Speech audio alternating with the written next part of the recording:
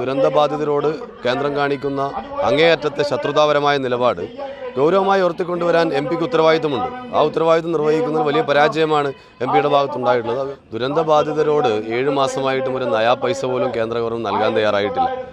അവര് വരുന്നതും വരാത്തതൊക്കെ അവർ തീരുമാനിക്കേണ്ടതാണ്. ചില ദുരന്തങ്ങൾ, ഇതിനേക്കാൾ ചെറിയ ദുരന്തങ്ങൾ മറ്റു ചില സംസ്ഥാനങ്ങൾ ഉണ്ടായപ്പോൾ കോടിക്കണക്കിന് രൂപയാണ് നൽകിയിട്ടുള്ളത്. എം പി എന്ന നിലയിൽ വയനാടിൻ്റെ പ്രശ്നങ്ങളിൽ യാതൊരു തരത്തിലും ഇടപെടാൻ കഴിയുന്നില്ല എന്നതാണ് ശ്രീമാൻ രാഹുൽ ഗാന്ധി എം പി ആയിരുന്നപ്പോഴും ഇപ്പോൾ പ്രിയങ്ക ഗാന്ധി എം പി ആയിരുന്നപ്പോഴുമുള്ള പ്രശ്നം.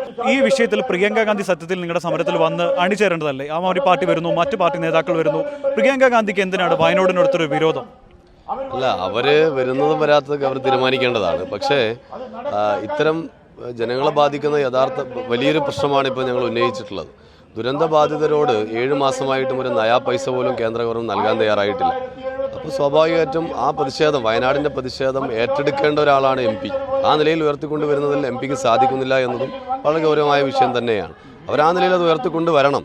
പാർലമെൻറ്റിലായാലും അതുപോലെ തന്നെ കേന്ദ്ര ഗവൺമെൻറ്റിന് മുമ്പിലായാലും ഈ വിഷയം, ദുരന്തബാധിതരോട് കേന്ദ്രം കാണിക്കുന്ന അങ്ങേയറ്റത്തെ ശത്രുതാപരമായ നിലപാട് ഗൗരവമായി ഉയർത്തിക്കൊണ്ടുവരാൻ എം പിക്ക് ഉത്തരവാദിത്തമുണ്ട്. ആ ഉത്തരവാദിത്തം നിർവഹിക്കുന്നത് വലിയ പരാജയമാണ് എം പിയുടെ ഭാഗത്തുണ്ടായിട്ടുള്ളത്. അത് ഉയർത്തിക്കൊണ്ട് വരണമെന്ന് തന്നെയാണ് ഞങ്ങളുടെ ആവശ്യം.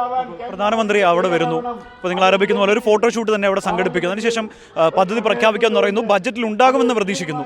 ഇതൊന്നും ഉണ്ടാകാതിരിക്കുന്ന സമയത്ത് കേരളത്തിലെ BJP നേതാക്കൾ പോലും അതിന് കേന്ദ്രത്തിൻ്റെ നിലപാടിനെ അനുകൂലിക്കുന്ന നിലപാടാണ് സ്വീകരിച്ചു വരുന്നത്. ഇതിനെ എങ്ങനെയാണ് കാണുന്നത്? അല്ല, BJPക്ക് മാത്രമേ ഇങ്ങനെ മനുഷ്യത്വരഹിതമായി പ്രവർത്തിക്കാൻ വേണ്ടി കഴിയുള്ളൂ. ഇവിടെ രാജ്യത്തെ ജനങ്ങളെ വേർതിരിച്ച് കാണുന്നൊരു നിലപാട് കൂടെ കേന്ദ്രം സ്വീകരിക്കുകയാണ്. ചില ദുരന്തങ്ങൾ, ഇതിനേക്കാൾ ചെറിയ ദുരന്തങ്ങൾ മറ്റു ചില സംസ്ഥാനങ്ങൾ ഉണ്ടായപ്പോൾ കോടിക്കണക്കിന് രൂപയാണ് നൽകിയിട്ടുള്ളത്.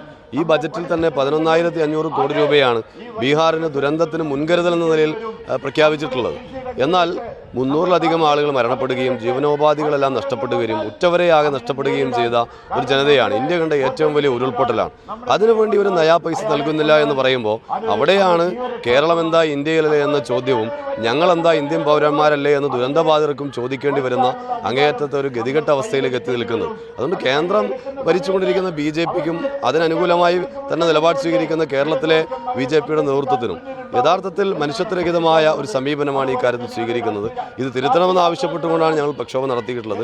പ്രക്ഷോഭം എല്ലാ അർത്ഥത്തിലും വലിയ വിജയമാണ്. കാരണം വലിയ രൂപത്തിൽ ഈ വിഷയം രാജ്യത്തിന് മുമ്പിൽ ഉയർത്തിക്കൊണ്ടുവരാൻ ഈ സമരത്തിൻ്റെ ഭാഗമായി സാധിച്ചു എന്ന് തന്നെയാണ് ഇതിലെ വിജയമായി ഞങ്ങൾ കാണുന്നത്. തുടർ പ്രക്ഷോഭങ്ങളുമായി മുന്നോട്ട് പോകാൻ തന്നെയാണ് ഞങ്ങൾ തീരുമാനിച്ചിട്ടുള്ളത്. പ്രിയങ്ക വയനാട് സന്ദർശിക്കുന്നു, കാര്യങ്ങൾ ഇടപെടുമെന്ന് പറയുന്നു. പക്ഷേ ഇവിടെ നിങ്ങൾ ഈ സമരം സംഘടിപ്പിക്കുന്നതുവരെ ഈ വിഷയത്തിൽ കാര്യമായ ഇടപെടൽ നടത്തിയിരുന്നില്ല. ഈ സമരത്തിന് ശേഷമാണ് ഒരു കത്ത് അയക്കാനെങ്കിലും തയ്യാറാവുന്നത്. അത് ഈ പ്രതിഷേധത്തിന്റെ വിജയം തന്നെയാണ്. അല്ല, ഇവിടെ എം പി എന്ന നിലയിൽ വയനാടിൻ്റെ പ്രശ്നങ്ങളിൽ യാതൊരു തരത്തിലും ഇടപെടാൻ കഴിയുന്നില്ല എന്നതാണ് ശ്രീമാൻ രാഹുൽ ഗാന്ധി എം പി ആയിരുന്നപ്പോഴും ഇപ്പോൾ പ്രിയങ്ക ഗാന്ധി എം പി ആയിരുന്നപ്പോഴുമുള്ള പ്രശ്നം. വന്യമൃഗശല്യവുമായി ബന്ധപ്പെട്ട പ്രശ്നം പ്രധാനപ്പെട്ട ഒരു വിഷയമായി ഞങ്ങൾ ഉയർത്തിയതാണ്. വയനാടിൻ്റെ പ്രധാന പ്രശ്നവുമാണ്. എന്നാൽ ആ കാര്യത്തിൽ മുഖ്യമന്ത്രി കത്തെഴുതി കൈ കഴുകുക എന്ന നിലപാടാണ് പ്രിയങ്ക ഗാന്ധി സ്വീകരിച്ചത്. ഈ വിഷയത്തിലും നാളിതുവരെ ഇടപെടാൻ വേണ്ടി അവർ തയ്യാറായിരുന്നില്ല. എന്നാൽ ഇപ്പോൾ ഈ സമരത്തിന് ഇന്നലെയാണ് അതിന് കത്ത് കൊടുത്തതെന്ന് പറയുന്നത്. ആ കത്ത് കൊടുത്തതിന് അത്രയും ഞങ്ങൾ അത് ആ നിലയിൽ തന്നെ പോസിറ്റീവായി കാണുകയാണ്. പക്ഷേ നമുക്ക് കടമായി നൽകാമെന്ന് പറഞ്ഞ പണം ഗ്രാൻഡായി അനുവദിച്ചുകൊണ്ട് മാത്രം പ്രശ്നം പരിഹരിക്കപ്പെടില്ല. അത് കിട്ടിയാൽ അത്രയും ആശ്വാസം. പക്ഷേ അത് കിട്ടിയാൽ മാത്രം പരിഹരിക്കപ്പെടില്ല. നമ്മൾ 2,000 കോടി രൂപയുടെ പദ്ധതിക്ക് വേണ്ടിയാണ് ആവശ്യപ്പെട്ടത്. അതിനൊന്നും വേണ്ടിയുള്ള നിലപാട് ഇവർക്ക് സ്വീകരിക്കാൻ കഴിയുന്നില്ല. കേന്ദ്രത്തിൽ ഇടപെടാനോ പാർലമെന്റിൽ ഈ വിഷയം യോജിക്കാവുന്നവരെ യോജിപ്പിച്ചുകൊണ്ട് ഉയർത്തിക്കൊണ്ടുവരാനും ഒക്കെ എം പി മുൻകൈ എടുക്കേണ്ടതായിട്ടുണ്ട്. ഇവിടെ ഇപ്പോൾ കഴിഞ്ഞ ദിവസം ആം ആദ്മി പാർട്ടിയുടെ രാജ്യസഭാ കക്ഷി നേതാവ് കൂടിയായിട്ടുള്ള സഞ്ജയ് സിംഗ് ഇവിടെ പങ്കെടുക്കുന്ന സാഹചര്യമുണ്ടായി. മറ്റ് സംസ്ഥാനങ്ങൾ എം പിമാർ പങ്കെടുക്കുന്ന സാഹചര്യമുണ്ടായി.